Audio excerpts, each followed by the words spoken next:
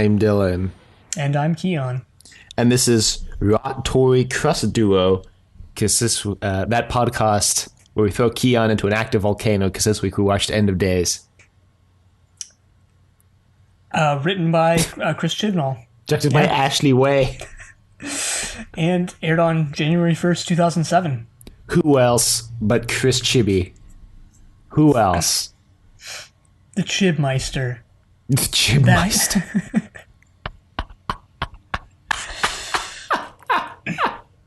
I realize there's so many jokes that you could go for with chips. You know, the British / international term for what's referred to in the US of A as fries or French more fries. specifically steak fries is, you know, the thick cut, you know, British variety is steak fries. But do you do you remember that movement to start calling French fries freedom fries? yeah, like right in the wake of 9/11, like everyone was really gung-ho about, you know, patriotism and stuff. Except all the Muslims they were imprisoning. What? Yeah, what? Who said that? It's very interesting that we're recording this, but only days after 9/11. Hashtag never forget. Oh, true. The anniversary of 9/11. Not the real 9/11. Yeah. Well, technically, every anniversary of 9/11 is 9/11 because 9/11 simply refers to the date. True.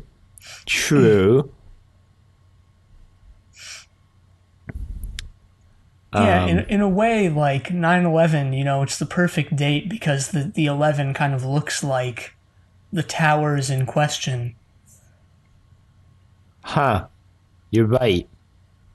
I always assumed they picked that day because 911. But Yeah, I don't know. I mean, maybe.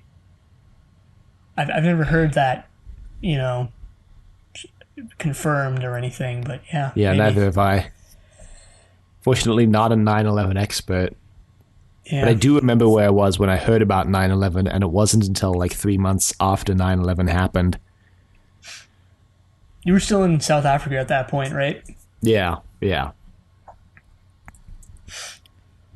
So, good times. Not good times, but good times is just what I say when...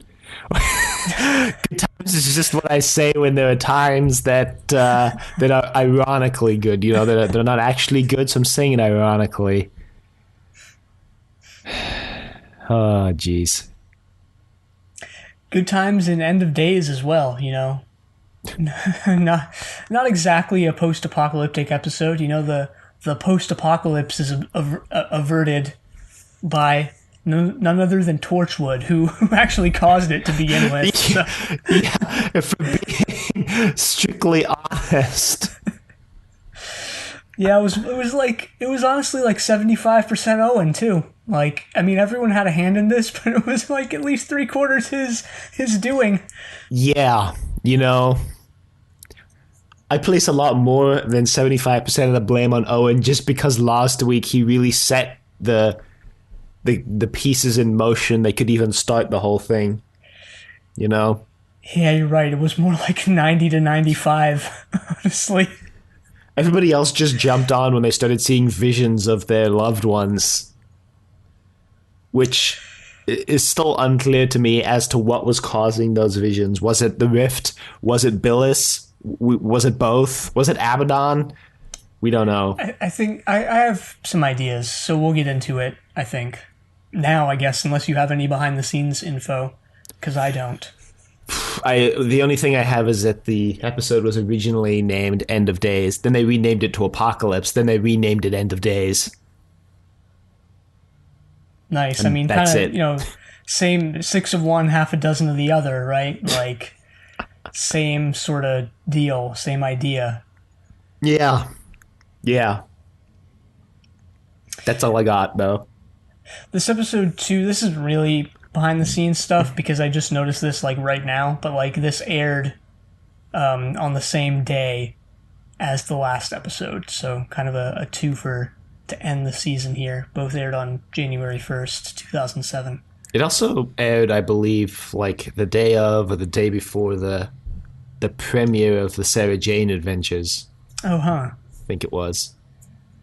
Yeah, interesting. So, getting that Doctor Who content out there continuously. Yeah, so I think at that time, like, Doctor Who must have been running nearly year-round. Like, or Doctor Who adjacent things. Yeah, because, I don't know how long the first season of Sarah Jane Adventures is, but probably would have taken you until Doctor Who series, 3? 3, yeah. And then that would have been on at the same time, or I think is going to be on at the same time as Torchwood Series 2. Let me just check when Torchwood Series 2 started airing. Oh, it was January 2008, so a year. Basically, it was off air. Mm-hmm. And then, but yeah, I would guess that Sarah Jane Adventures would take you very close to, if not up to, Doctor Who Series 3, which would then take you very close to, if not up to, Torchwood Series 2. Russell T. achieving the dream that Verity Lambert and Horace Hussein had at the beginning to make Doctor Who a year-long show. But doing it without running the people making the show, like, into their early graves. Yeah, without killing its principal cast members and crew members. Doctor Who without murder. It was truly the dream that they envisioned in 1963, but were never able to achieve. I'm just imagining Verity now being like, you want to work on this show? Well, show me that you're dedicated. Cracking the whip, literally.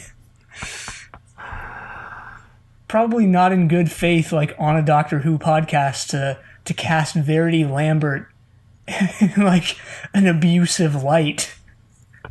But here we are. I mean, I love Verity Lambert. The show wouldn't exist without Verity Lambert. Like, let's be real. We owe a lot to Verity. The entire existence of this podcast is predicated on Verity's foresight, her inspiration, and her vision. And for that, I'm eternally grateful. True, she imprisoned us in this hell we call Trust Your Doctor, never to escape, so, yeah, true. I was taking it to a very nice and wholesome place, and you immediately took it straight back to where we were trying to get away from. So yeah, just call me Owen Harper. All right, Owen, all right. All right, calm down. Oh, jeez. Well, anyway, for real now. For real. Yeah, let's go into the episode. The episode starts foreshadowing the horrors that are to come with a really awkward, like, kissing scene in bed between Gwen and Reese, and then, like, whatever the opposite of, like, full frontal is with Reese. We got full posterior. Yeah. Well, so, okay. First, before that, during Jack's little monologue, we yet again get scenes from the past couple episodes, and my note was, has there always just been a mini recap during this monologue that we were just either too lazy or too oblivious or too dense to notice in the previous weeks? Or too tired and just watching it, like, hours before recording. I started watching Torchwood first thing Saturday morning, and I will say it really puts me in the right mood to tackle the rest of the day, you know? Just swearing like a sailor for the rest of the day. Just like...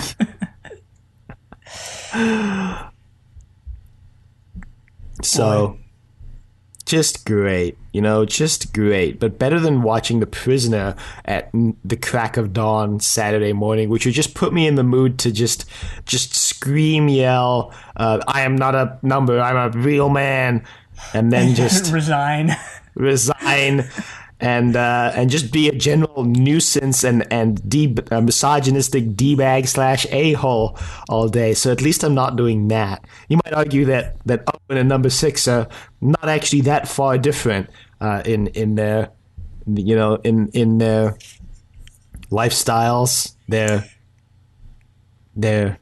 personalities. No, and you might also say that Trust Your Doctor, a Doctor Who podcast, and Inevitable, a classic sci-fi podcast, in which we're watching The Prisoner currently are not all that different. Pretty much, by definition, not all that different. That's basically by construction. Right. But anyway. Reese and Gwen turn on the TV because Jack calls Gwen and is like, hey, turn on the TV. Yeah, this is just a pet peeve of mine. Like, if you're going to call me and try to tell me what's going on, and then your method by telling me what's going on is, hey, turn on the TV, I'm going to be like, why didn't you just tell me what was going on over the phone? You know, why didn't you tell me what was going on and then tell me to turn on the TV to see more information? Like, you literally... What if I don't own a TV? For more info, tune in to channel, whatever. I mean, what if... I mean, I find this unlikely, but what if Gwen just doesn't own a TV and Jack's just like, hey, turn on the TV, and then Gwen's like, all right. Like, that would just be incredibly awkward, on Jack's part. Yeah, good point. I think at that point he would just have to explain what's going on. Yeah, then he would be forced to explain. He would have no choice but to explain. So why not just start with that, Jack? Why not just lead with that? And, I'm just really looking for, grasping for straws to bring Jack down a peg, because for most of the episode, I'm pretty much just strictly on Jack's side, for basically everything, except for a couple things that I'll explain a little later, but... Well, anyway, Gwen does turn on the TV, and she sees reports of alien invasions, time traveler invasions, just things going haywire, literally everywhere across the globe. Right. And she's like, well, shoot. This is a problem. She reports to Torchwood, and unsurprisingly, all of this, I think Jack reveals, has to do with the fact that Owen opened the rift. Yeah. And then everyone starts sticking up for Owen in an amazing turn of events. Yeah, I mean, it's Gwen sticking up for Owen, and then just the most glorious moment in this whole episode is later on when Jack just calls Gwen out on this whole thing, but it won't have the same impact if I explain it now, because it only really lands because Reese has just been freaking shanked. Yeah. But we do get Ianto reading Daniel 12:10 from the Bible about the end of days, and made me really realize that this weird pseudo-Christian reading of Torchwood via the 7 sins of Gwen that we've been doing is weirdly applicable. Weirdly applicable. Yeah, the Russell T era of Doctor Who, and to a smaller extent the Stephen Moffat era, had this odd obsession with Christianity. I wouldn't call it odd. I think it was just kind of examining the fact that the Doctor is essentially an all-powerful, all-knowing being, and kind of analyzing how that's, in many ways, how we see God. So I wouldn't say it's odd. I feel like if you looked at the Doctor as an all-powerful, omnipotent being, it would be a somewhat natural... it would be a somewhat natural kind of comparison to make between him and God. I guess I would also probably guess that Russell T Davies and Stephen Moffat had some sort of uneasy relationship with religion, to kind of bring their life into this. And yeah, probably people of their age and their generation in the UK would, it just comes across as very strange for, maybe people who don't have that background that I'm literally just guessing about right now.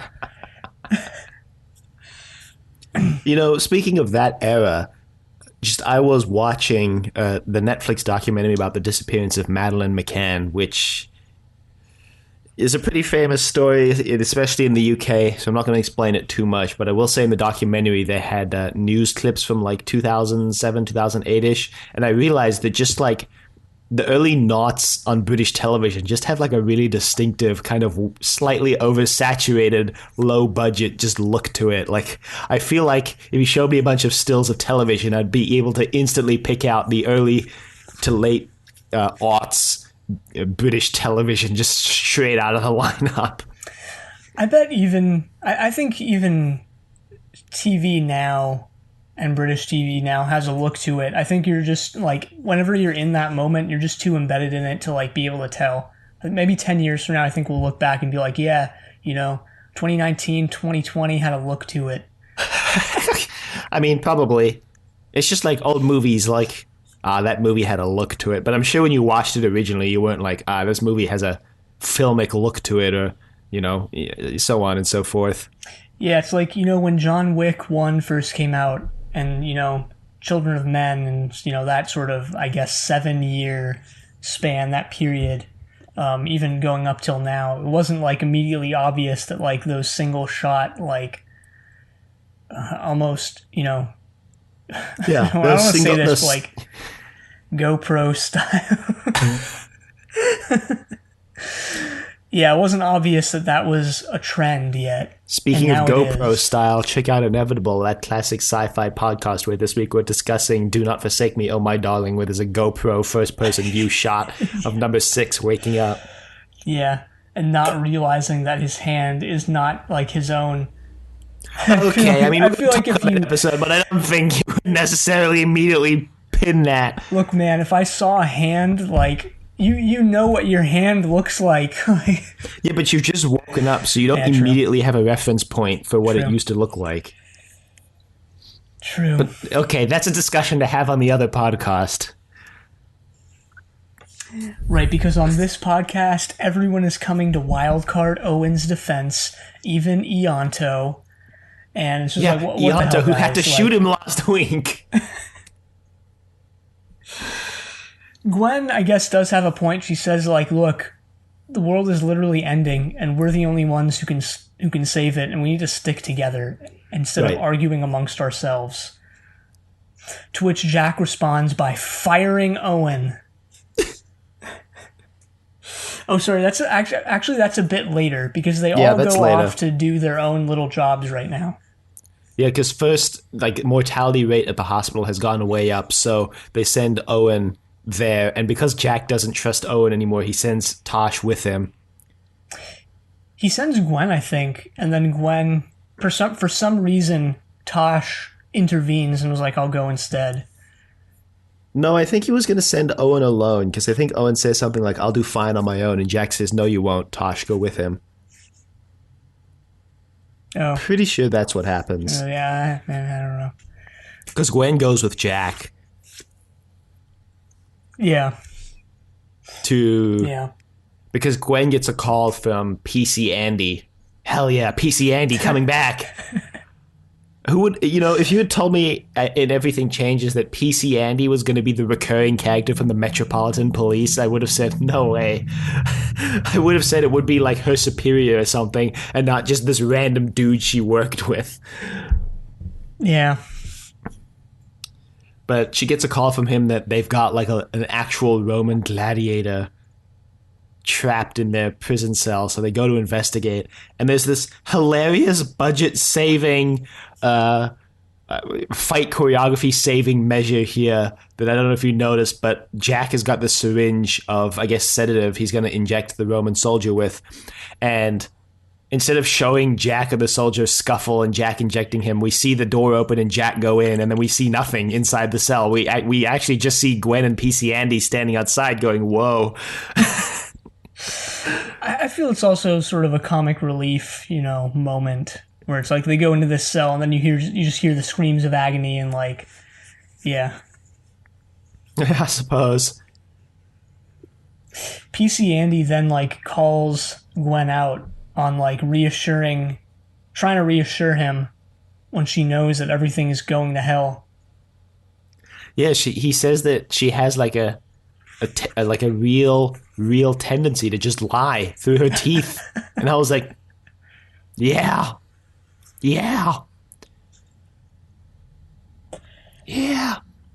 Meanwhile, at the hospital, people are literally necrophying in their beds. Yeah. Because Owen and Toshiko are being escorted around by some dude, and he's like, yeah, we've been noticing people coming down with, like, just these necrophied parts of their body. And then Owen reveals what it is. It's COVID-19. Yep. Torchwood predicted the future. Nobody listened. And here we are. No, it's the Black Death. Because apparently, even better, opening the rift. Now, the preview for last week made it out that the whole people are bringing diseases to the present from both the future and the past was going to be a way bigger part of this episode, or at least it did to me. Yes, agreed. But it was actually sort of just background, just flavor to the real problem, which was the resurrection of the biblical creature, Abaddon. Frankly, who was called Son of Beast by Billis, which apparently implies he might be the son of the beast and, trapped in the impossible planet in Satan pit, but who knows? Yeah, perhaps. Personally, I think the like time being, or like people from other times bringing diseases into the present is actually more interesting than reviving Abaddon. Probably harder to like craft a story around, Yeah, especially because, as Owen points out immediately, luckily they've already got the cure to the Black Death. Yeah, but he's like, there's basically nothing we can do other than like just try and stop the spread. And the guy's like, wait, what? Like, you guys are Torchwood. Like, you guys should have the answers. And he's like, this is the answer. We're going to go solve this now. Right. Just another reminder that Torchwood is like at least somewhat known in the public like mind, because this guy like literally is like, hey, you guys, you're part of Torchwood. He name drops Torchwood. Yeah, I mean, just reinforcing that idea that for some reason, just literally everyone knows about this hyper secret government organization. Except Reese. Literally everyone except Reese. Yeah, that's kind of the hilarious part. And what's even more hilarious is how blisteringly close Reese was to figuring it out this week, and just how the fact that he doesn't means we're throwing Kiyan into an active volcano at the end of the episode this week. Yeah, we're gonna be recording it live. Well, not for you, but for us. Yeah, have you picked out which active volcano you'd like to be thrown into yet? Do you have a favorite? Yeah, I don't know. I mean, I don't know. No. The answer is no. Okay. But I will. I'll choose one. You'll tweet about it. You'll tweet 24 hours till I get thrown into this volcano. # love volcanoes. Heart eyes emoji. Heart eyes emoji. I hope there's a volcano emoji. Well, you know what? I'm going to find out right now. I'm going to bring up Emojipedia. Good site. Yes, that is a thing, by the way. I use that site all the time. There is a volcano emoji. A volcano erupting with smoke and lava. Wow, this is my new favorite emoji. Wow, the Facebook one sucks. It's like it's got a weird gradient background to it. Yeah, as usual, the Facebook one is just absolutely terrible. Oh, the Messenger one is the worst. Oh no, I take that back. The HTC one is the worst. Yeah. The HTC one is like, it looks like an anthill, and then there's like a smoke cloud erupting from it, but the smoke cloud doesn't look like a cloud at all. It looks like some sort of ancient alien rune. Nice. The people listening are probably having an impossible time imagining that in their head, but I bet when they actually look at the HTC volcano emoji, they'll be like, wow, that's a pretty apt description, actually. Well, I'll put it in the show notes for easy access. Put the messenger one there, too, because it also sucks. It's this hilariously over-cartoonized version of a volcano. Yeah, I'll put the link to the Emojipedia page, but I'll put the volcano emoji in the show notes so that like whatever device you're on will reflect which emoji it is. The other way around actually, but you know what I mean. Yeah. Anyway, that's enough about volcanoes. Let's go to the Amazon X-Ray fun fact of the week because it shows up right here for some reason. So apparently Billis, Gwen and Jack actually go to meet Billis, but Billis is apparently an anagram of, and I'm probably going to say this wrong, Iblis or Iblis, which is the primary name of the devil in Islam. So that's very interesting, I think, actually. Huh. Especially since he's summoning like Abaddon, which in the Bible is one of the names that is given, one of the potential names that's given for the demon. Yeah, that's or interesting. The devil, I should say. Yeah. I mean, I've never heard that term Iblis or Iblis. Yeah, I mean, I'm not Muslim, but like, yeah, I'm fairly, adjacent to that religion. But I've never actually heard that, so that's interesting. I'm just now looking on Wikipedia. Oh, they don't have a little pronunciation guide. I guess that kind of, the whole anagram thing kind of justifies the whole, like, the non-climax to, like, Billis. At least as far as this episode goes. I don't know if he's going to come back or, what. I totally accidentally spoiled myself whether he comes back or not, so... But that's okay. I'm still, like, relatively unspoiled. Well, that's good. But because Billis actually drops some, like, the real-life equivalent of spoilers for Gwen here, because they go into his... Apparently he just owns a clock shop. Yeah. This is just going back to the volcano tangent for 1 second, but apparently you can put the volcano emoji into the Wikipedia URL and it'll auto redirect you to Volcano, the page for Volcano. Huh. And people say emoji can't be used as a language.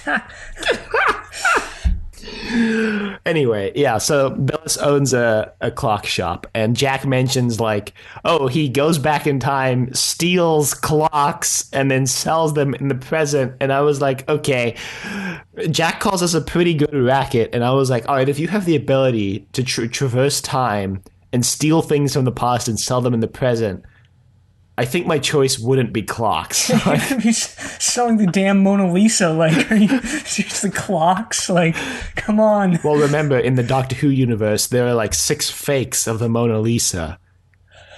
Yeah. Yeah.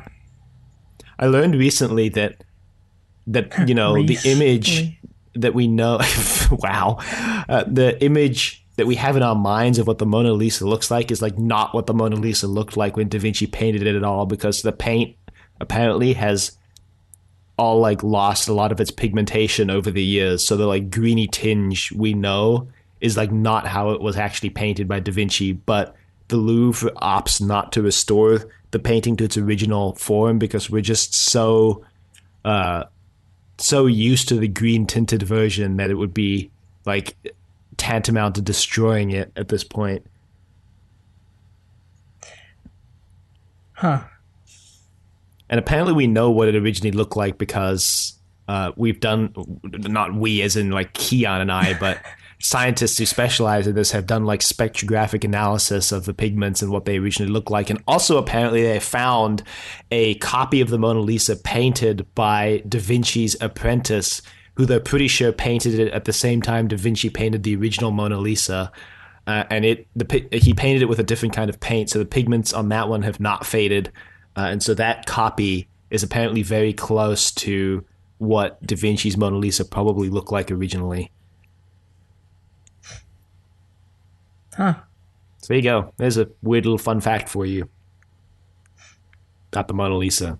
That actually, like, that makes that Doctor Who episode kind of retroactively kind of weird because Da Vinci paints the Mona Lisa in that kind of green scale version. Like, that's how he paints the Mona Lisa in that episode. Yeah, but, like, you know, who cares? Like, that's such a small thing to, like, I mean, I'm really... not saying it's bad or good. I'm just saying it's a thing, you know? Like, it's just an interesting thing. It's just a little spicy fact on top, you know? Yeah, just a chili pepper on the, you know, the chili pepper on the cake. Disgusting, but okay. Yeah. So they confront Billis, and he's like, "Yeah, this is happening." And Jack is like, "Not on my watch." So he pulls his gun on Billis, and Billis is like, "Sorry," and just leaps through time to wherever. You know, I kind of like the fact that we have absolutely no freaking clue anything about Billis. He mentions he was in an accident that gave him the ability to, like, traverse time basically at will, and we have absolutely no idea how this works, if there are any limitations. We have no idea how he gained his power. You know, he says it's a curse, not a gift, but we have no idea why, except for the fact that he says he doesn't belong anywhere. And, like, I kind of like that we know just nothing about Billis at all. Yeah, that was the one thing that I found really strange about this episode, was that, like, it didn't really reveal much, and I thought it was going to. I think I would go so far as to say, even more so than that, is that it acts like it reveals a lot and then doesn't reveal anything. Yeah, it actually builds the mystery rather than unraveling it. I'm left with so many questions, especially after that cliffhanger. Where did Jack go? What is Torchwood gonna do? I love the fact that the cliffhanger to this episode is completely underwhelming if you watch Doctor Who, but it's probably really interesting if you've never watched Doctor Who. Yeah, imagine if Torchwood just got canceled after this. Like, if this was the last one. Well, we see Jack show up in Utopia. Like, the end of this leads directly into Utopia, where he runs into the TARDIS with the Doctor's hand and gives it back to the Doctor. So, I mean, yeah, but that's, at least we would still know what happens to Jack. Yeah. I mean, we wouldn't know what happens to the rest of the team, but whatever. Yeah. So, Jack leaves. Billis reappears to Gwen and shows her a vision of the future with Reese just lying on the ground. In a pool of blood. Dying. Yeah. He tells Gwen also that he's not an enemy or something. Yeah. Which, right. as far as, like, this episode seems to be concerned, is like a total lie. Yeah. Especially since this vision he shows Gwen comes to pass because of his own hands. And it even seems like, because the vision is in their apartment, which makes Gwen now run back to her apartment and make sure that Reese is okay. Yet when what happens later actually happens, it's not in the apartment, kind of making it seem like Billis, you know, realizes that Gwen is trying to avert the future and trying to stop her from doing that by, you know, making it come to pass regardless of the location. Yeah, I mean, I kind of got the sense that Billis just, like, was always going to stab Reese. Yeah, it's just a matter of when and where. Mm-hmm. Yeah, so Gwen goes back to the apartment. Reese is there. He's cleaning the oven for some reason. Well, I mean, he's been left at home to do whatever he wants because freaking Gwen's out at work again. Yeah, why the hell would you work towards saving the world? I mean, really, Gwen? Come on. Yeah, Gwen. What the hell? What the hell, Gwen? So, while this is all going on, Ianto is seeing a vision of Lisa. And this is not the first vision we've seen in the episode, because we forgot to mention earlier that Gwen actually saw a vision of Billis. And Tosh saw a vision of her mom. Yeah, kind of implied, once we realized what the visions were, you kind of get the impression like, oh, okay, like Tosh's mom is like dead, especially because she had that like unexplained scar or blood streak on her forehead or whatever that was. Yeah. Yeah, so dead people are reappearing. Lisa appears here in her fully, human form. And she's like, you gotta open that rift, Ianto. So that's the next logical course of action. So get on that. She's like, you can save me if you just open the rift. You can Do save you even me. rift? Do you even rift, bro? So before Gwen actually gets Reese back to Torchwood, I think they go back to Torchwood. I think this actually happens before they go see Billis. Yeah, it does. Basically, Jack and Owen get into it, and Jack's like, I'm tired of all this nonsense and you telling us nothing. And Jack's like, look, the first thing you learn in Torchwood is don't mess with the rift. And so we're not going to mess with the rift. First rule of Torchwood, don't talk about Torchwood. Yeah, that would raise some questions about how so many people know about Torchwood. But anyway. So Jack just fires Owen. Yeah. Just on the spot. It was almost funny how much Owen was running his mouth, and then as soon as he got fired, was like, wait, what? And then almost started crying, and totally did not see this coming whatsoever. Whoa.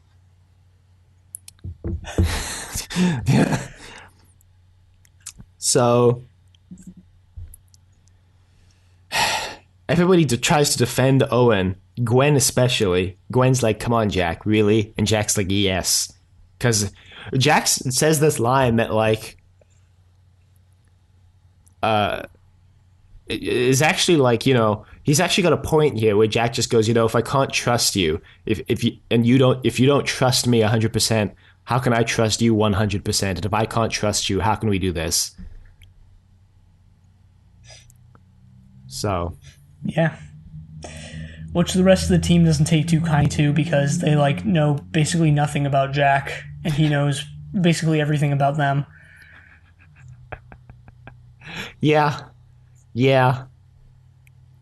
I mean, Gwen knows that Jack is immortal, so you'd think Gwen, of all people at least, would be willing to believe Jack when he says that things are going to go sideways if they open the rift. Jack doesn't really tell them a lot, but she knows that Jack is clearly some sort of pseudo-godlike being. Yeah, I mean, look, literally all you need to know that not opening the rift is the best course of action here is that opening the rift is what got everyone into this mess in the first place. Yeah, that too. And yet they're just going to keep repeating the same mistakes. Classic Torchwood. Classic. Oh, Torchwood. Torchwood.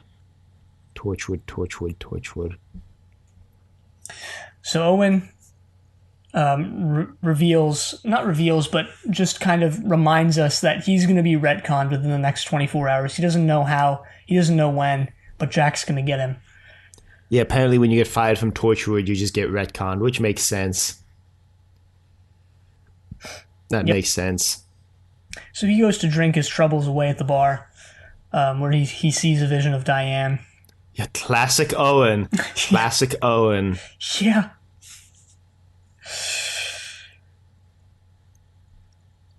And then the stuff with Billis happens, and then Gwen tases Reese to bring him to the safety of Torchwood, where he definitely won't, be confronted by Billis, the being who can time and space travel anywhere instantly.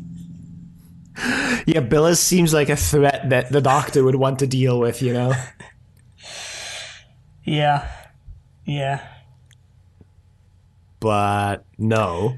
Yeah, so Reese wakes up in a Torchwood cell, and he's understandably pretty mad at Gwen, because she still explains absolutely nothing. She just tells him that it's for his own good that he's here, and that she loves him and all that, and then just kind of leaves. Mm-hmm.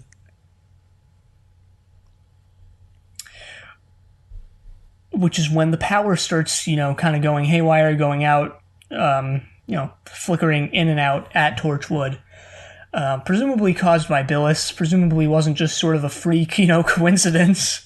Well, I think it's the intruder alarm going off, so I think it is caused by Billis. Oh, gotcha. Yeah, Billis I thought is in. So.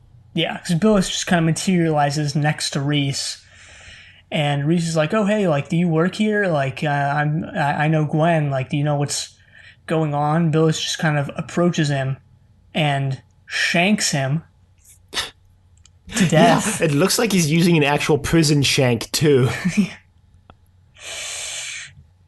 And, Gwen finds him dead on the floor. It's hysterical. Wants to bring him back with the gauntlet, but it's been destroyed. So they go on this wild goose chase quest to find the other gauntlet that Ianto implied exists. And they don't do that. No, instead what happens is Owen runs in and he's like, ah, shit. Because he sees Reese dead on his operating table. And then Owen's like, I'm bringing them back. And he's like, Jack tells Ianto to stop him. Ianto's like, no, I'm going to help him. Can you hear that siren? Yeah. Sounds like it's right outside. Okay, I'm going to wait for it to go away before I... Oh, okay. I can hear the fire truck still driving. It just turned its sirens off. The other day, I was driving and I saw a cop just turn its lights on, run a red light, and then turn its lights off on the other side. And then it did it again at the next traffic light. And I was like, wow. Yeah, wow. I've seen that a bunch of times. Yeah. Yeah, and people were surprised, in 2020 that cops abuse their power. I mean, I've seen it before, literally in Irvine. So I wasn't surprised. I was just like, wow. Just wow.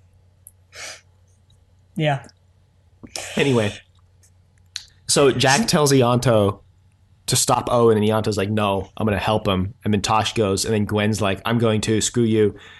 And then the most satisfying scene in the whole episode, when Jack comes in, and okay, what Jack's about to roast them all for reflects pretty poorly on Jack as like a hiring manager. Because, he hired...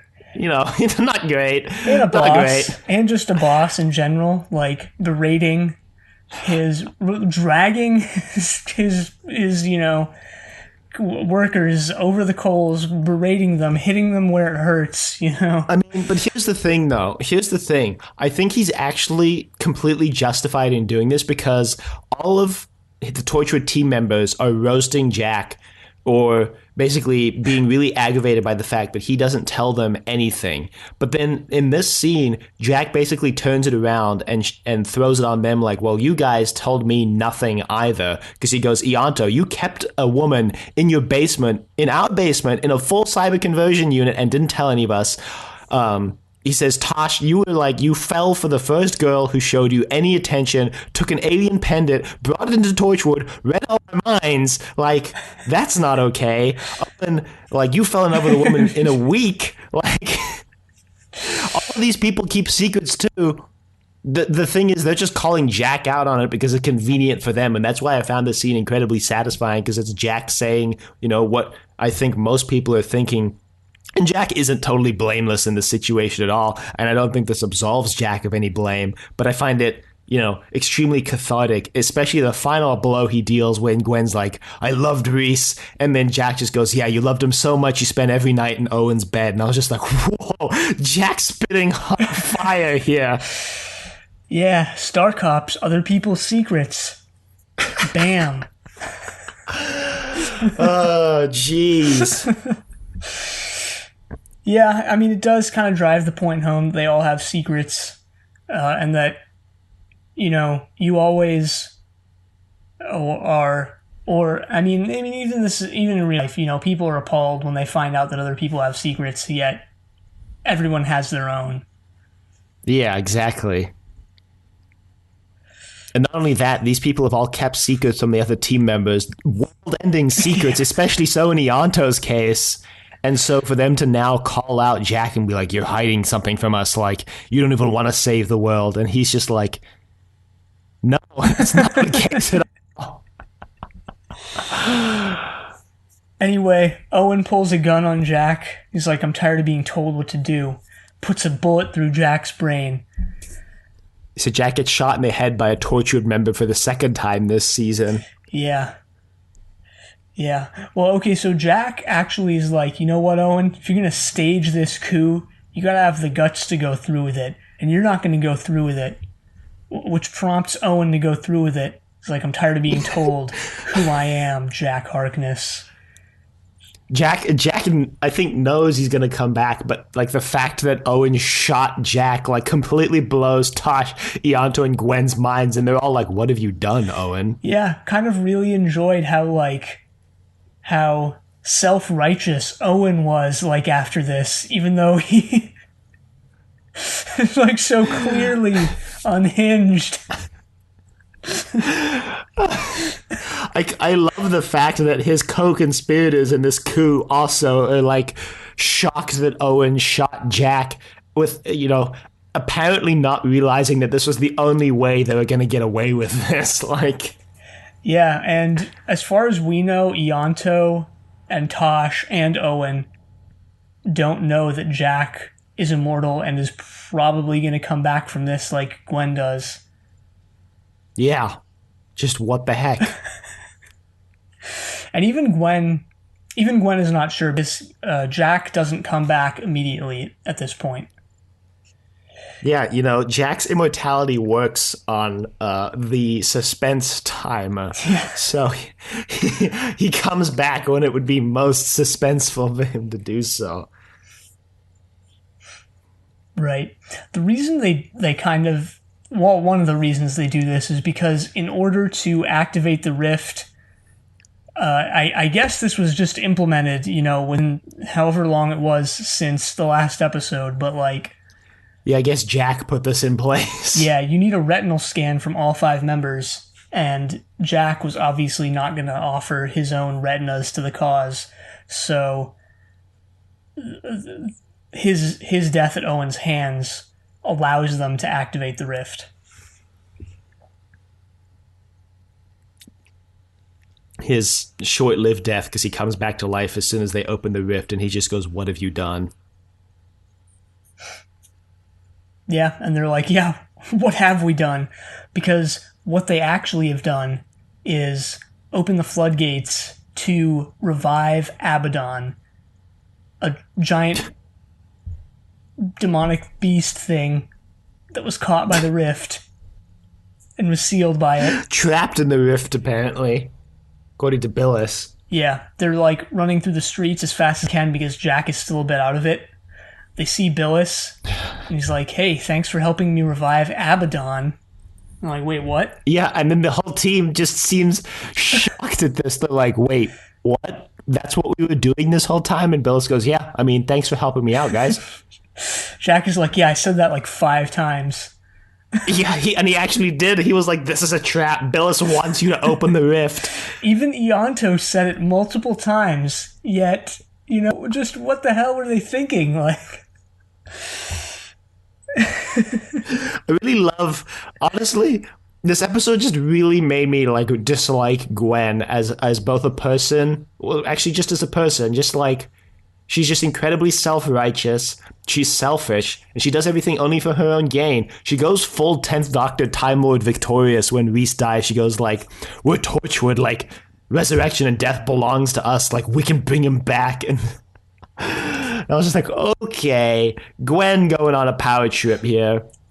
Gwen's like, I know the 7 deadly sins of Gwen started as a joke, but Gwen's like not a good person. Like, Gwen's just straight up not a good person. No, she's not. And that makes her potentially the best. Counting all the different doctors as different protagonists, this makes Gwen the best Doctor Who protagonist so far.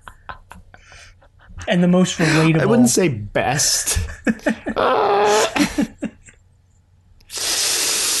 Zoinks.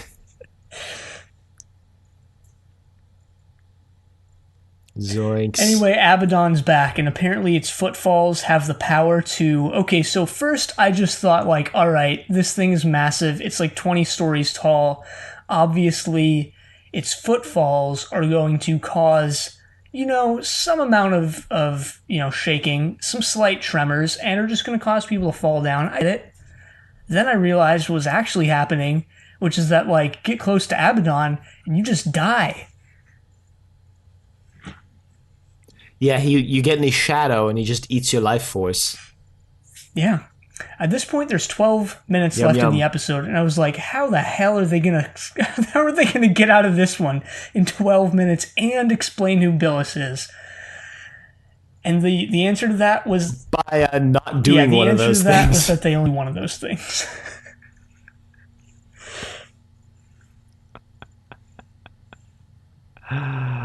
Oh boy, yeah. So Jack just basically sacrifices himself because he's like, I basically got unlimited life. He basically pulls the rings of Akaten. Yeah, I love that line. I don't know why, but like, it's so good. Bring me to an open field or whatever it was. They're like, how are we going to solve this? And that's his response.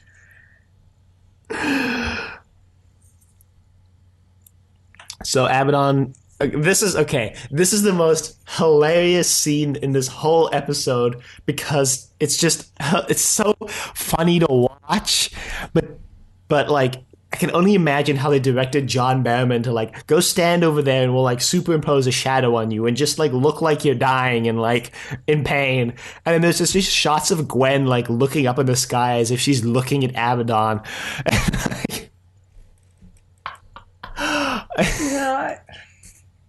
I don't know why I find it just like so low budgetly hilarious. Like it's just a throwback to the low budget era of Doctor Who in every way, and that just makes it great. It was pretty cool. Like I liked it all, Well, I mean, I liked it. I just thought that it was hilarious. Yeah, sure. Anyway, the result of this is that Abaddon is defeated. By, I guess, overload of life energy from Jack. But in the process, Jack, like, actually dies. Yeah, he's dead. No more Jack. And then we get, like, 3 minutes to 5 minutes of Gwen waiting for Jack to come back to life after running home and finding out that she just cheated death and, Yeah, so everything that the Rift, all the bad stuff that the Rift caused has been reversed and presumably, like, been wiped from existence. Except for Torchwood, because they remember everything. Apparently it's been a week and Jack still hasn't come back yet, so they've proclaimed him dead and are about to put him into the Torchwood morgue. The Torchwood morgue. Gwen just stays by his side. Eventually she just kisses his head and is like, all right, well, I give up. And we hear Jack say thank you and come back. This was so cliche, like the power of love brings him back, like, yeah. The power of love is a curious thing. Make a one man weep and another man sing. I don't know. Huey Lewis in the news. We'll be here all week.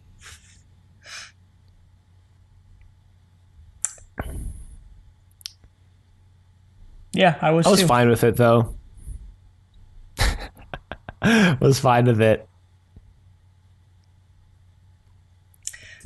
Jack walks back into the main Torchwood, area. Everyone's super surprised, including Owen. Owen apologizes and weeps in Jack's arms. And Jack says it's okay. But you're still fired. No, he is. Jack just says he forgives Owen. Yeah.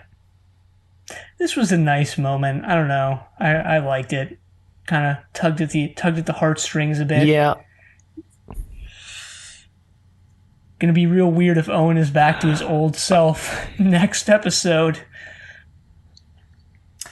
Frankly, I wouldn't be surprised if next episode there was a different Torchwood crew to some extent, and they just kind of like off screen, wrote out a few of the characters. I wouldn't be surprised too, but I don't think they will. I'll be honest, I don't think they will. We'll have to see. I've already said that I would jump into an active volcano, so I don't even know what else I can bet now. Now that I've given up my life for Torchwood. Yeah, you're not even going to be able to know. You're not even going to find out exactly. If there's another... Because as soon as we finish this episode, I'm done. I'm going down in a fiery blaze. So long. So that's the end of the season. Jack wakes up, he hears the TARDIS, because Gwen asks him what vision would have convinced him to open the time rift, and he says the right kind of doctor, referencing when he told Gwen that the right kind, he's waiting for the right kind of doctor to fix his immortality problem. And then he hears the TARDIS and he immediately bolts out, grabs the bubbling doctor's hand, and leaves and disappears. And like I said, this cliffhanger to me is very interesting, if only for the fact that if you don't watch Torchwood, you're probably like, oh man, this is what's going on. Where's Jack? What's happened? Like, does the team have to find Jack next season? What's going to happen? Whereas if you've watched Doctor Who after this, you just get the completely underwhelming revelation that Jack just goes to travel with the Doctor and then just gets dumped back home. I don't know. I think if you watched this as it aired, it probably wouldn't be all that underwhelming, because you go into this, later on in the year and then get the resolution to it in Doctor Who Series 3. Yeah, but the fact that they play the TARDIS noise, like if you watch Doctor Who, you know it's the TARDIS, so you know where Jack's gone already. I mean, you don't know the circumstances surrounding it, sure, but you know where he's gone. Whereas if you haven't watched Doctor Who at all, you have no idea what that noise was. You don't know where he's going. Even still, I think the way that this all plays out is pretty cool, because Jack isn't even in that season for most of it. And, if you hadn't spoiled anything, read episode previews or whatever, looked at leaks or anything like that, then that would come as a pretty big surprise to you when he shows up in which one was it? Utopia. Utopia, it was right? It was at the beginning of Utopia. Yeah. So I think it's all pretty cool how it was done. And at the time, when people still watched TV in the more traditional way, like, a lot of viewers probably would have had that experience. Mm-hmm. Yeah, I mean, just interesting. Again, though, like, I do think it is a bit odd how not so much, but like a certain amount of this season is just like Doctor Who related, in that like it all, I know we've talked about this before too, but like it all seems like it's building up to something, some big reveal or something, but it's actually not. It's all leading to Doctor Who type thing. All the cryptic stuff from Jack, the whole hand thing is not in the realm of Torchwood. That's in Doctor Who. The entire cliffhanger to this, the entire cliffhanger to the season is for Doctor Who.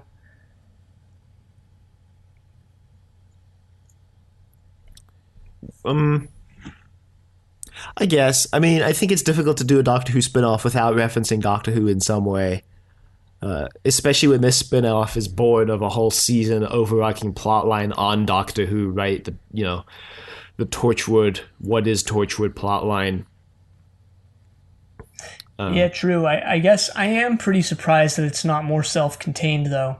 For whatever reason, I guess I just assumed that it would be.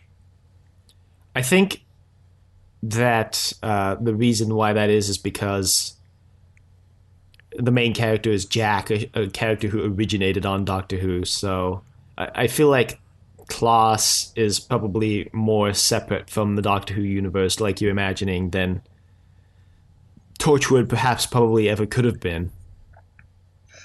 Yeah, true. So,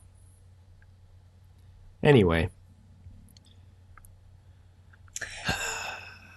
Should we discuss the season as a whole and, Yeah, probably. I mean, we do that on Doctor Who, for Doctor Who, I should say. So we probably should do it for Torchwood as well. Mm-hmm. And I think the season was pretty good, actually. I mean, wasn't like mind-blowingly amazing, but I thought it was pretty good. Yeah, I think it was better than pretty good. I would put this up there as one of the best seasons that Doctor Who and Doctor Who Adjacent has ever given us. Yeah, I mean, that's not a super high bar. I guess not, but I would definitely put it in the top 5 of like anything we've watched on Trust Your Doctor, like season wise. Yeah, okay, I guess I can agree with that, because there's only really one episode for sure that I'd say is like that I found underwhelming to disappointing, and that was Random Shoes. The one after Random Shoes, Greeks Bearing Gifts. That was Greeks Bearing Gifts, right? That was right after Random Shoes. No, it was Out of Time. Out of Time. Yeah. That one was also like not great. But otherwise, I'd say that pretty much every other story this season I enjoyed and thought was good to great. So yeah, I would agree with that. Yeah, plus I really like the dynamic with the characters. I think they're I don't even know, they're like their conflicts, their troubles with, their own lives and with each other is basically more interesting than anything Doctor Who's ever given us with its companions. And maybe that's... Because I think... Yeah, go ahead. Well, I interrupted, I'm sorry. Also, maybe that's because Torchwood is a more adult show, so they're not afraid to show strife within the main characters. They're not afraid to delve into the more, I guess, realistic, nitty-gritty aspects of friendship and working together that Doctor Who might avoid, because Doctor Who is more of a family, more geared towards families, I guess. Yeah, it's pretty much exactly what I was going to say. But I do feel like, I think that's probably one of the reasons why I like the current era of Doctor Who so much, and, Ryan, Yaz, and Graham as companions, is because on some level they're approaching kind of what we have here. Obviously, it's not as, like, again, adult-oriented, but, like, the whole thing with Graham being, scared of his cancer and bottling it up, or he has having, what's most probably depression and potentially suicidal thoughts, but bottling that up, and Ryan's, increasing concern with traveling with the Doctor and all of that. Mm-hmm. Yeah, I do think that the current era of Doctor Who is approaching that kind of interpersonal conflict that Doctor Who has been potentially scared to show. I mean, it's kind of touched upon it, with things like Tegan calling the Doctor out when she leaves, and also like Martha telling the Doctor about, how the Doctor's clearly still in love with Rose and how that's not fair to herself, and so she's gonna leave. And I think that Graham, Ryan, and Yaz definitely have the most conflict. I keep saying the word conflict, but I don't know if it's quite exactly the right word. But, with questioning, especially in Series 12, where they're questioning, where's the Doctor from? Can we even trust her because she hasn't told us anything? And in a way, that's actually very similar to what I think is going to happen with Jack and what started happening with Jack this season, where the team started to question, like, can we actually trust Jack? Can we believe anything Jack says? He doesn't tell us anything. Where is he from? Who is he? And some characters will get drip-fed this information. And it seems actually that Chibnall's doing the same thing now with Doctor Who, where, they're questioning, where's the doctor from? Can we trust her? What is she doing? Because she doesn't tell us anything. And then certain characters will get drip-fed information either from her herself or with Yaz and the Master and so on and so forth. Mm-hmm. Yeah, real interesting parallels there. It's especially interesting because both of these shows are sort of show-run by Chris Chibnall. I mean, he's not like showrunner in name on Torchwood, but he definitely is like the executive producer and is shaping where the show goes, especially with the scripts he's writing. I mean, he basically runs the show. Yeah, and is now just repeating his success with Doctor Who. Nice. If it ain't broke, don't fix it. Don't even change anything about it.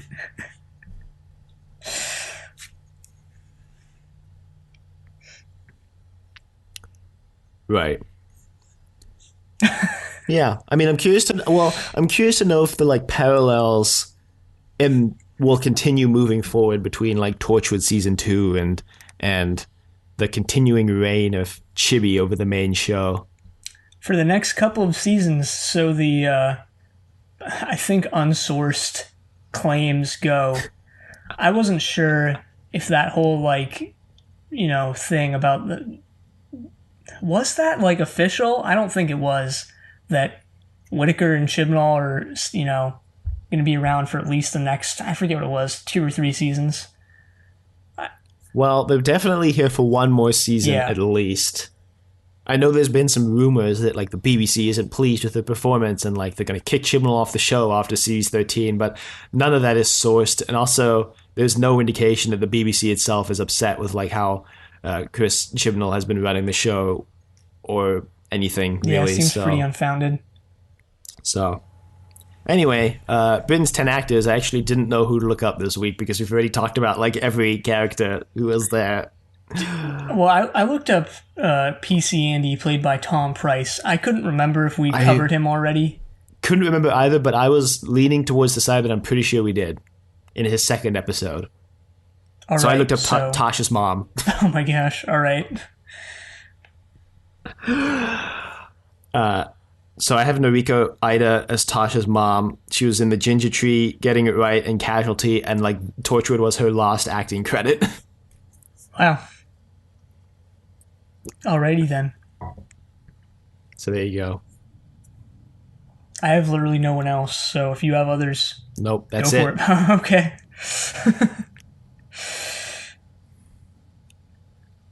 So, 7 Deadly Sins of Gwen.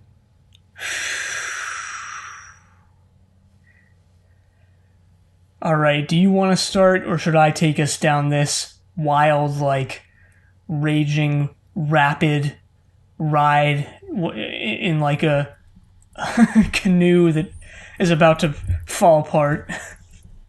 Why don't you take it away? All right, well, first of all, we've got Lust on the list. Now, this is within the first couple of seconds of the episode. As soon as the episode begins, when I saw way more of Reese than I ever thought I would.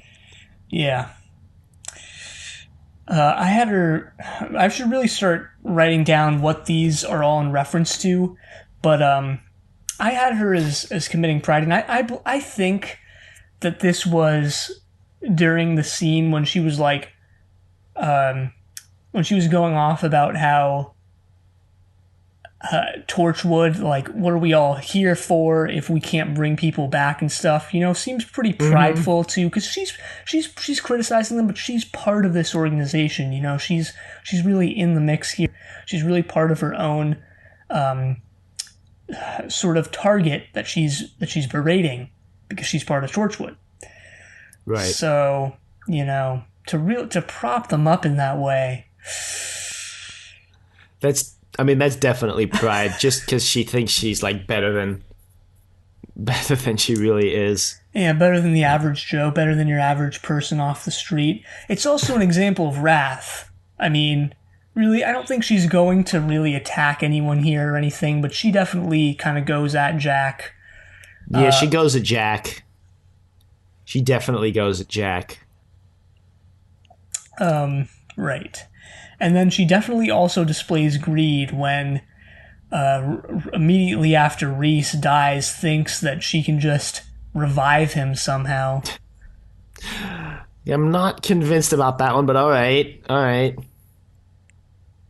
Yeah, I mean, yeah.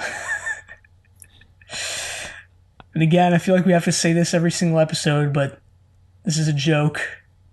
This segment, as dark as it might be, and as like fun, as much fun as we may actually be having with it, as much fun as we may actually have calling Gwen out. Yeah, we're saying it's a joke.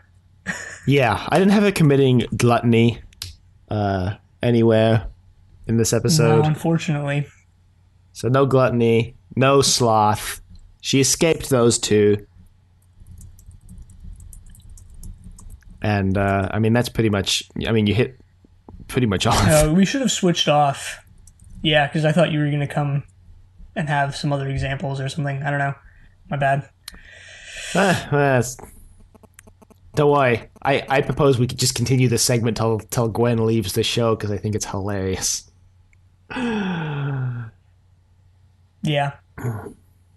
I think, and just to kind of add to that, I think Gwen will leave. I haven't spoiled anything, but, well, I have spoiled stuff, but not in relation to that.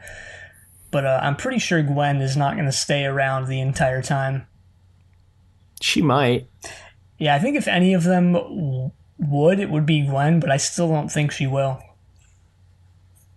I guess we're going to find out. Yeah, it's only a matter of time. Well, for you, since, you know, I have a date with an active volcano. No.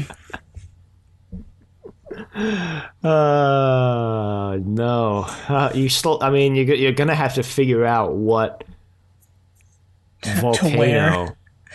Volcano, yeah.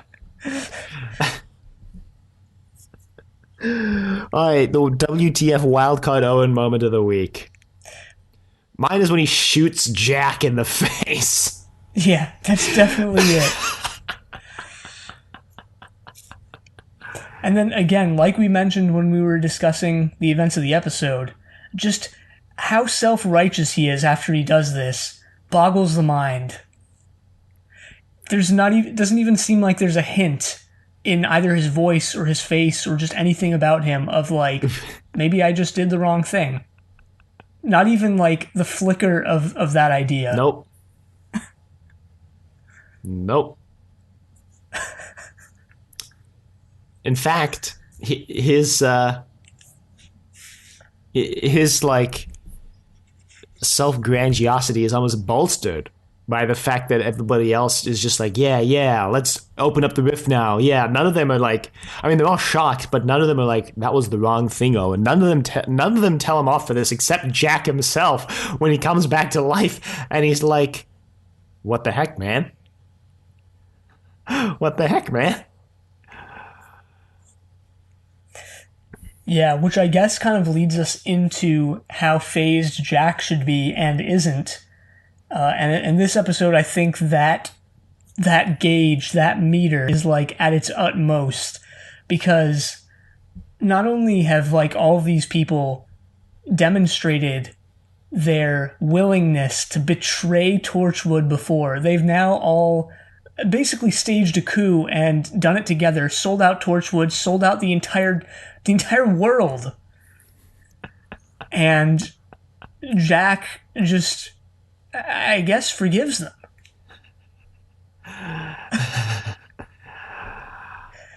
I mean, it all worked out in the end. I do get the sense that he's harboring some sort of secret resentment now. Like, I don't know why I feel that way. Maybe because I would if I was Jack. If I was Jack, I'd be like, fire all these people on the damn spot as soon as I came back to life. As soon as I opened my eyes to the sorry sight of Gwen's face from that kiss, the first words out of my mouth would be, "You're fired." All right, Donald. All right, Donald. I mean, if I was Jack, I would have woken up and I'd be like, I don't trust any of y'all MFers anymore. I would have been like, I wouldn't have fired them on the spot, but I would have been like, your next infraction, you're gone. And you know what? I won't even wait 24 hours to retcon you. I'll just wipe your mind that instant. Like, the next time you mess up, you're gone. And then to Gwen, I'd be like, and you want to know something? I'm going to retcon you. And then I'm just going to, like, kill Reese. Just so that you have extra pain. No, I'm kidding. I wouldn't do that. I wouldn't do that. But it is kind of insanely unfair. Like, I don't know how you're not Tosh or Owen or Ianto, and you're just completely freaking jealous of Gwen, because Gwen's loved one comes back to freaking life when they open the time rift, and none of them got the same. Tasha's mom's still dead, Lisa's still dead, Diane is still lost in the time rift. Like, how do you not look at Gwen now and be like, well, just screw you. You freaking got everything, you freaking Mary Sue. Like, seriously. In a way, I almost feel like Diane should have come back, because her disappearance / death was actually related to the time rift, just like Reese's was. Yeah, I mean, I agree. I'm doing all that. Weirdly enough. Yeah. Though I do feel that Owen didn't deserve to, like, have that, so... Yeah. Owen didn't deserve his cake and eating it too. But still, how are you any member of Torchwood and you're not just insanely envious, jealous, envious of Gwen? True, I guess Gwen is the target of envy in this episode as well as the practitioner of it. Yeah, freaking Gwen. Gwen does commit envy. I don't know if envy is actually one of the 7 sins. I feel like I've lost the thread of what the 7 sins are. No, it is. It is one of them. It is, right? Yeah, okay. By like wanting to get the resurrection gauntlet to bring him back.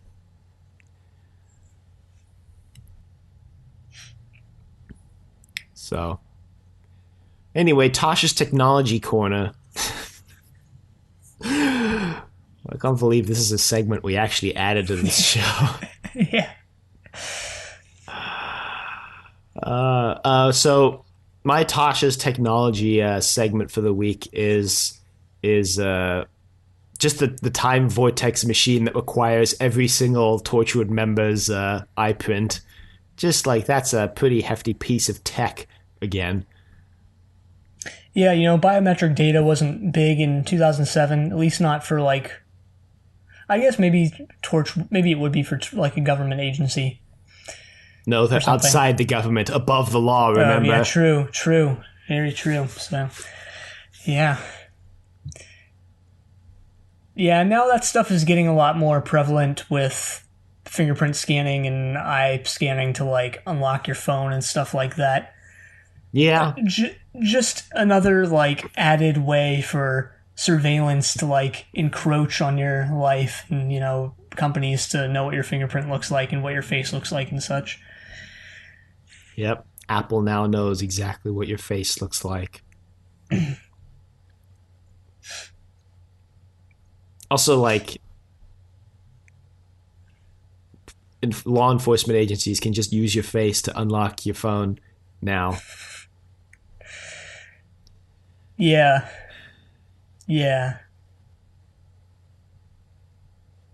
Anyway, after that tech corner, I have nothing else to talk about for this episode or season. Yeah, so I had a few tech things as well. I actually had 2 from this episode. My first one was when they were trying to activate the rift. You just see the keyboard for the computer, but it's, like, placed on top of, like, 2 Pringle cans. I don't even, like, they were just, I don't know, weird cylinders. And it just looked like a normal keyboard that didn't have to, like, the 2 cylinders wasn't, like, a part of it. But, yeah, I don't know, it just looked weird that they would place it on top of that. And my other one, which is technically the result of technology, was a really bad and just awkward line from Tosh. Now, I don't normally nitpick this stuff or call it out, but, like, this was just so odd that I had to. when Owen comes back to Torchwood, when Reese is sort of on the operating table dead, Tosh just like states the obvious in a very like excited way. She goes like, "You came back," and it's just so weird and uncomfortable. And it's technically the result of technology because, when you have an awkward line like that in writing, which was the primary way of conveying a story for hundreds, if not thousands of years, it doesn't really come off as that awkward. But when you have it in a visual format like television, it does.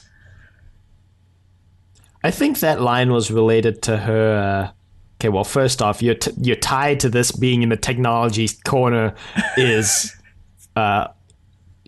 extremely complicated. But I think that line ties into that like unrequited crush that Tosh has on Owen, right? Like she just looks happy to see him back. She's like been wanting him to come back. Like, I think that's kind of maybe why it's so awkward. But yeah, I think that's part of it. It's also like it feels like narration too in a way, which makes it even more awkward because like it's so obvious that he's back, and she's just like, "You're back," kind of like when Graham kind of narrates that car chase in Spyfall, but you can clearly see what's happening on screen. Oh, jeez.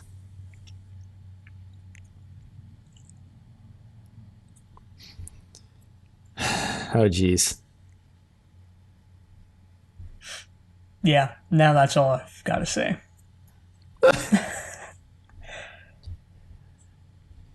Well, no email this week. We did have a Facebook comment from Alex. Nice. This is on... I can't even remember what the last episode is called. But it's... Oh, no, this one's on Combat. I'm sorry. So, Alex says, "I loved this episode, and this is the one that made me love Owen. That ending gave me chills first time around. This is the moment Torchwood really grows the beard for me. Owen has gone from shithead Doctor Who... Oh my... Okay, sorry, let me start that sentence over. Owen has gone from shithead doctor who lusts after any pretty girl who isn't Toshiko to being someone with an unknown destiny and power." Yeah, I mean, I saw that and I thought it was pretty interesting. If you don't know what growing the beard means, which is entirely possible, you might not. Growing the beard is the opposite of jumping the shark, and it's a reference to Star Trek The Next Generation, which was very out there and 80s spandexy in his first season, and then in the second season, the first in command, Riker, grows a beard, stops looking like a baby face, also actually starts like taking control of the situation. And so that kind of became the term for like when a show goes from just being wild and kind of bad to being good and grounded and enjoyable. So, and I can see that.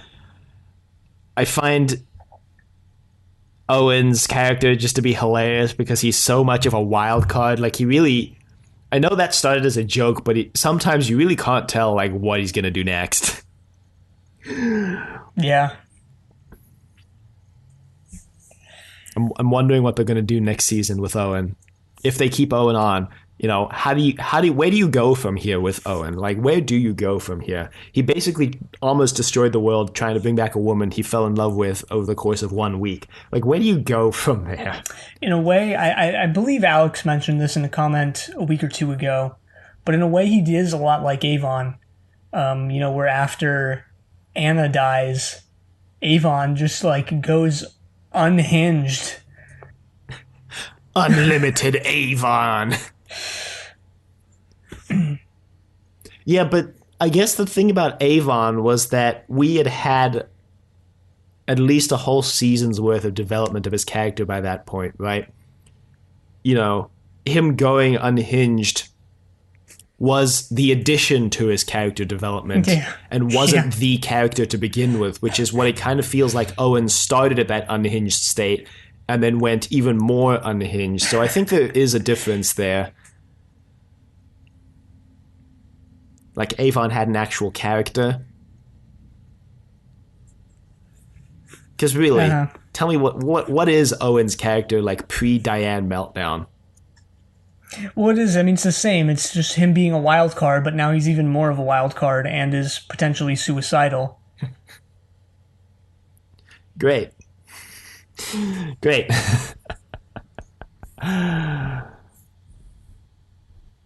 Well, anyway, if you would like to email us, you can reach us at thedoctor@decorativvegetable.com. Questions, comments, concerns, angry rants, love letters, your thoughts on Owen,